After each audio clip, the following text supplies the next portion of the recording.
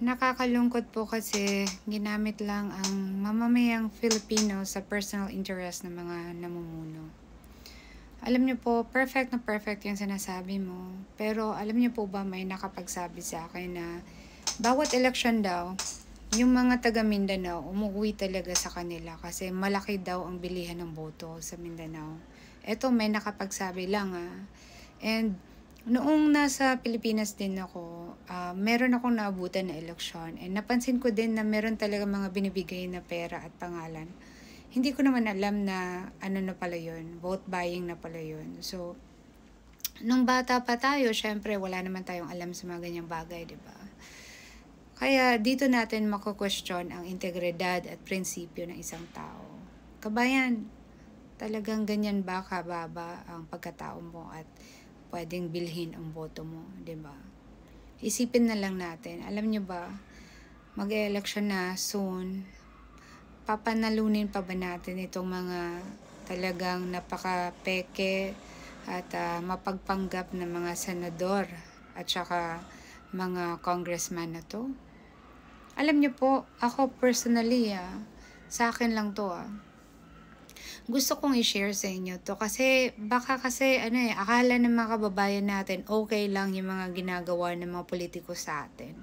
Hindi nyo lang alam na kapag halimbawa ikaw ay isang politiko dito sa Taiwan, nako, kapag nakikita kang nagtatagal sa isang event, talagang mako-question ka, anong ginagawa mo?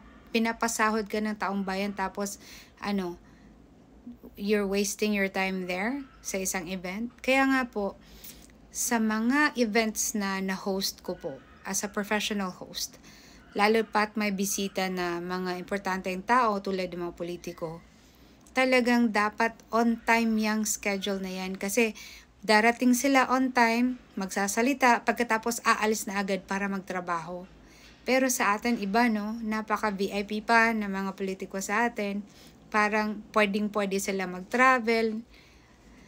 Ay, kine-question nila ang kakarampot na salapi para sa confidential fund ni Sara Duterte na nilalaan para sa kabutihan ng mga kabataan. Pero hindi nyo kine-question ang bilyon na spend ng mga politiko natin sa isang travel lang. Naisip nyo ba yun? Kaya, alam nyo po, bakit ko nalalaman ng mga bagay na to? Kasi nanonood ako ng totoong at makatotohanang report or news ng SMNI na ngayon pilit na pinapabagsak kasi sila lang ang nagsasalita at nagsisiwalat ng mga katotohanan na nangyayari sa ating bayan.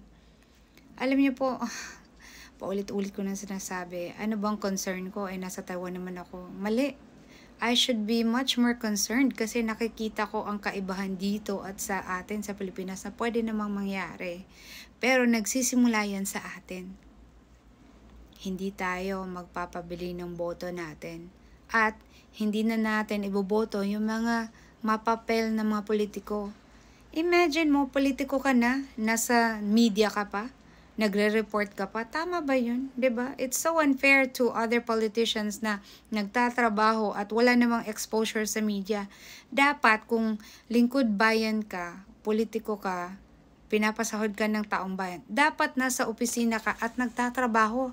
Hindi yung may iba ka bang ginagawa. 'Di ba? Conflict of interest yun. Ano ba talagang gusto mo? Magsilbi sa mga tao o magsilbi sa sarili mo?